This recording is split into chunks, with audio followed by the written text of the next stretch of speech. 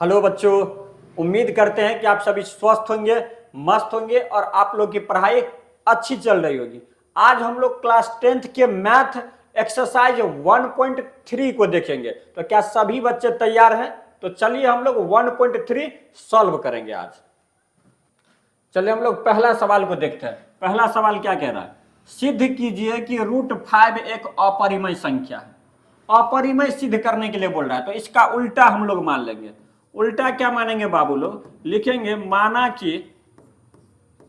माना कि √5 एक परिमेय संख्या, √5 एक परिमेय संख्या है, हमने मान लिया। जब परिमेय संख्या मान लिए, इसका मतलब √5 बराबर का चिन्ह। परिमेय संख्या को किसके रूप में लिखा जा सकता है? p/q के रूप में। q का मान कभी भी क्या नहीं हो सकता है? तो 0 नहीं हो सकता है। जब HCF निकालेंगे तो HCF p और q का कितना होना चाहिए? 1 होना चाहिए, तभी जाकर के ये परिमेय संख्या होगा।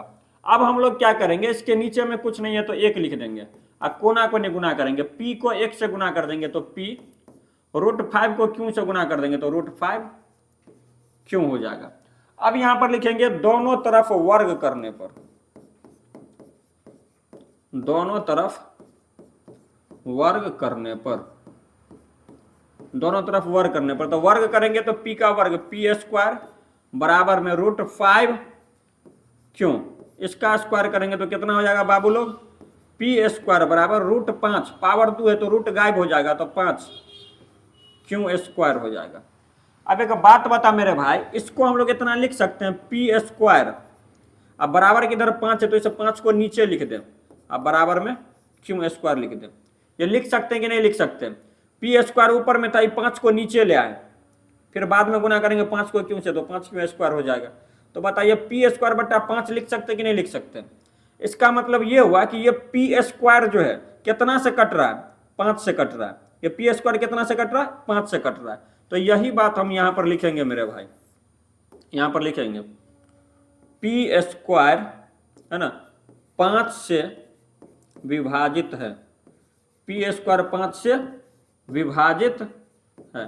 तो जब मेरे भाई p² 5 से विभाजित है, इसका मतलब है ना p भी 5 से विभाजित होगा, p भी 5 से क्या होगा? विभाजित होगा। ठीक है, इतना बात समझने में किसी को कोई दिक्कत? कोई दिक्कत नहीं है।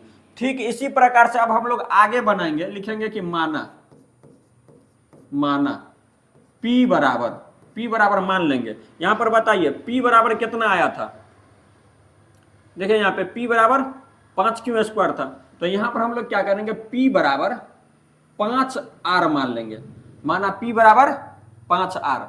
अब यहां पर लिखेंगे दोनों तरफ वर्ग करने पर, दोनों तरफ वर्ग करने पर, तो दोनों तरफ वर्ग करेंगे तो p का क्या हो जाएगा? स्क्वायर बराबर में 5r का स्क्वायर, तो 5r का स्क्वायर हो जाएगा मेरे भाई। तो p² बराबर 5 का स्क्वायर करेंगे तो 25 और r का स्क्वायर करेंगे तो r²।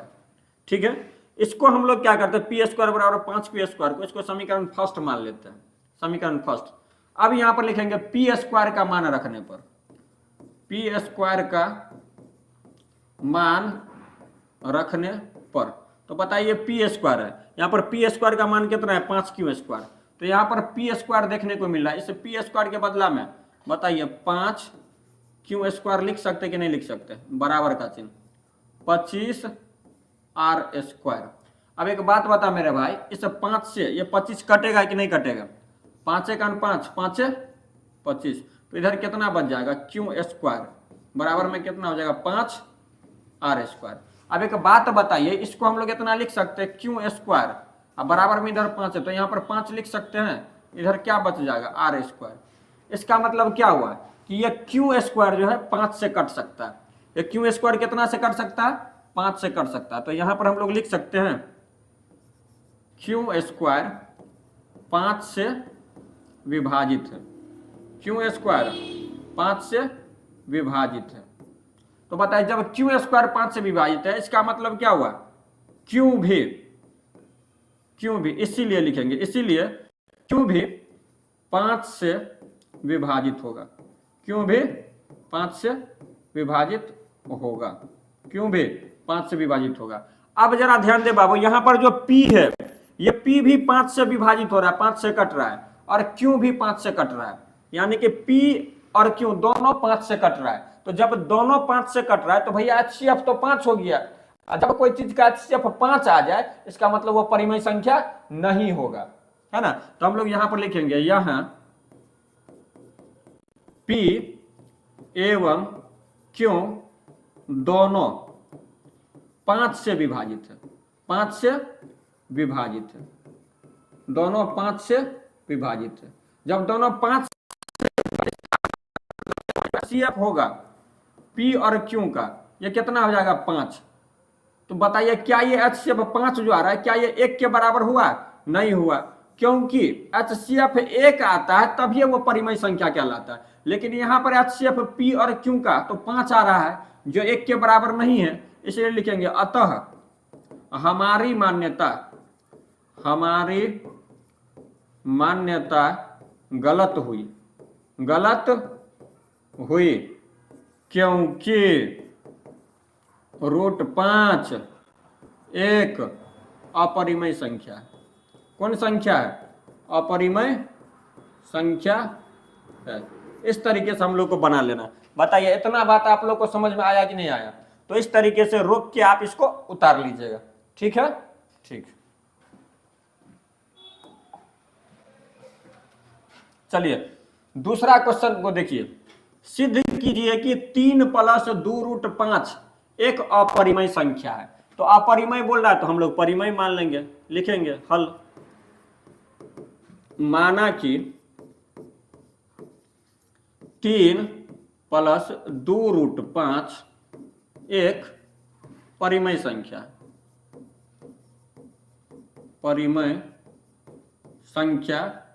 है। ठीक है भैया, इसको उतार लीजिए। 3 + 2√5 बराबर में परिमेय माने, तो परिमेय किसको कहते हैं? जो P/Q के रूप में लिखा जाए। तो जब Q के रूप में लिखा गया तो इसका मतलब Q का मान कभी भी 0 नहीं होना चाहिए। जब HCF हम लोग निकाले तो P और Q का HCF किसके बराबर होना चाहिए? 1 होना चाहिए। अब एक बात बता मेरे भाई, ये रूट वाला को इधर रहने दो, 2√5 बराबर का चिन्ह, परिमेय संख्या P/Q। ये 3 है, एक के नीचे कुछ नहीं है तो 1 है, तो यह परिमेय है, तो परिमेय को इधर ले आओ तो माइनस में 3/1 हो जाएगा। अब बता बाबू लोग, 2√5 बराबर का चिन्ह Q और 1 का एलसीएम ले लेंगे तो हो जाएगा Q P - 1 से, तो ये हो जाएगा 3Q। एक बात बता बाबू लोग, ये √5 ये अपरिमेय है, इसके बगल में 2 है तो 1 को हटाओ, √5 को अकेला रखो, √5 इधर रह जाएगा, P - 3Q अब बट्टा में Q है। इस 5 के पास में कौन था? 2, इस 2 को नीचे ले आओ। अब बताओ, जब 2 को नीचे ले आए तो ये √5 है, इस √5 का वर्गमूल नहीं निकलेगा, तो ये हो गया अपरिमेय संख्या। ये P अब बट्टा में Q है, तो जो P/Q के रूप में रहता है वो हो जाता परिमेय संख्या। तो ये है अपरिमेय और ये है परिमेय। क्या ये अपरिमेय और परिमेय आपस में बराबर हो सकता है? नहीं हो सकता है। इसलिए हम लोग यहां पर लिखेंगे कि √5 जो है ये बराबर नहीं होगा किसके? P - 3Q बट्टा में 2Q, इसके बराबर नहीं होगा। लिखेंगे अतः हमारी मान्यता गलत हुई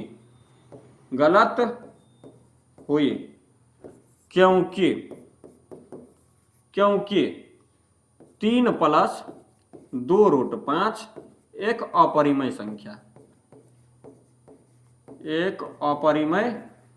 संख्या है। बताइए इस तरीके का क्वेश्चन रहेगा तो आप लोग एकदम हल कर लीजिएगा कि नहीं कर लीजिएगा? आसानी से कर लीजिएगा, ठीक है। ठीक,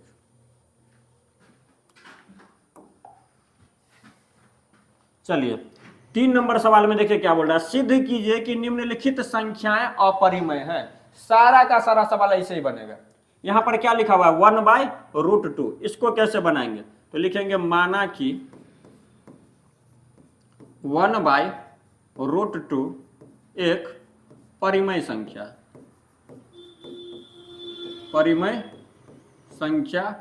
है। बताइए 1/√2 लिख देंगे, इसके बराबर में परिमेय संख्या लिखेंगे। परिमेय संख्या को क्या कहते हैं? P by Q. कभी भी क्यू का मान क्या नहीं होना चाहिए? तो 0 नहीं होना चाहिए। जब हम लोग HCF निकालेंगे, पी और क्यू का जब HCF निकालेंगे तो कितना होगा? 1 होगा। ठीक है, अब बता मेरे भाई, इसको हम लोग गुना कर ले, तो गुना यदि कर ले कोना कोनी तो कितना हो जाएगा? √2 को पी से गुना कर दे कोना कोनी, तो √2p, क्यू को 1 से गुना कर दे तो ये हो जाएगा क्यू। अब एक बात बता मेरे भाई, ये √2 अपरिमेय है, इसको हम लोग जानते हैं, तो अपरिमेय को एक तरफ रहने दो, बराबर का चिन्ह इधर क्यू है, इसके नीचे में से p को बुला लेते हैं, है ना, ताकि बाद में जब गुना करेंगे तो एक ही हो जाएगा। √2 को p से गुना कर देंगे तो फिर से √2p, है ना, क्यू को 1 से गुना कर देंगे तो 1। अब ई बताओ, इधर जो √2 है ये तो हो गया एक अपरिमेय संख्या, और ये q बाई p है, तो चाहे p ऊपर रहे या p नीचे रहे, ये है आखिर परिमेय संख्या। तो क्या एक अपरिमेय एक परिमेय के बराबर हो सकता है? नहीं हो सकता। तो यहां पर एक बात लिख लेंगे मेरे भाई, √2 जो है कभी भी q बाई p के बराबर नहीं होगा। अतः हमारी मान्यता गलत हुई।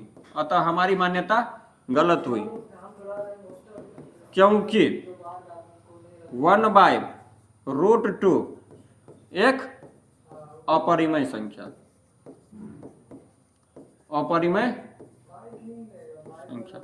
बताइए, इस तरीके से बना सकते कि नहीं बना सकते? एकदम आसान है बाबू, एकदम सटाक से बना देंगे।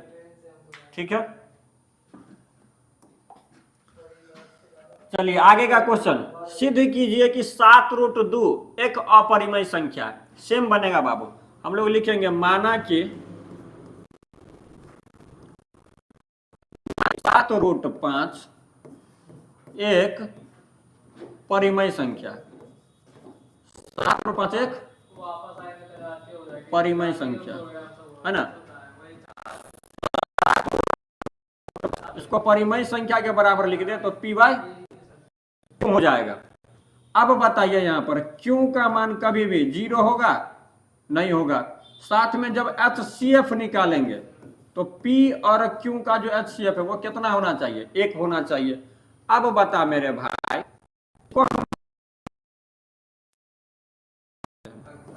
बराबर में p, यहाँ पे कितना लिखा हुआ? क्यों? इस √5 के साथ में कौन था? 7, तो इस 7 को नीचे ले आओ। अब बताओ, √5 इसका वर्गमूल नहीं निकलेगा, ये हो गया क्या? लेकिन p बट्टा q के रूप में है, तो ये तो हो जाता है परिमेय। क्या ये दोनों आपस में बराबर होगा? नहीं होगा। तो √5 कभी भी बराबर नहीं होगा p बट्टा 7q के बराबर, है ना। अतः हमारी मान्यता गलत हुई, क्योंकि 7√5 एक अपरिमेय संख्या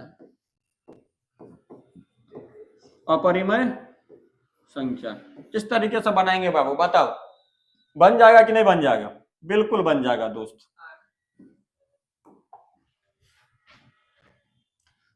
आगे का क्वेश्चन क्या बोल रहा है? सिद्ध कीजिए कि 6 + √2 एक अपरिमेय संख्या। इसमें भी हम लोग मानेंगे बाबू, लिखेंगे माना कि 6 + √2 एक परिमेय संख्या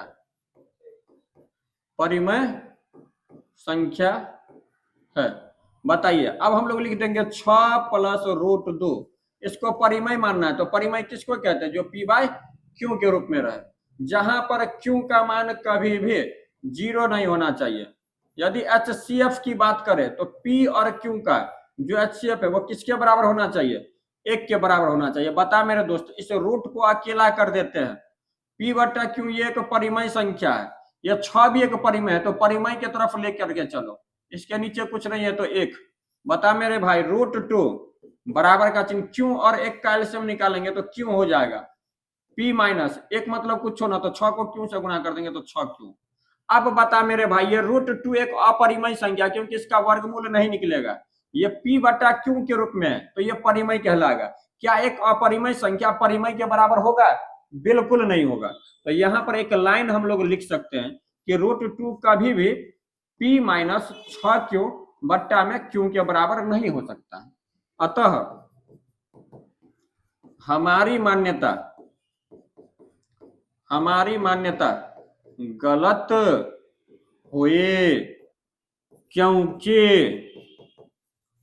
6 प्लस √2 एक अपरिमेय संख्या है, अपरिमेय संख्या है। इस तरीके से सॉल्व कर सकते हैं बाबू लोग। हो सकता है कि नहीं हो सकता है? बिल्कुल हो सकता है।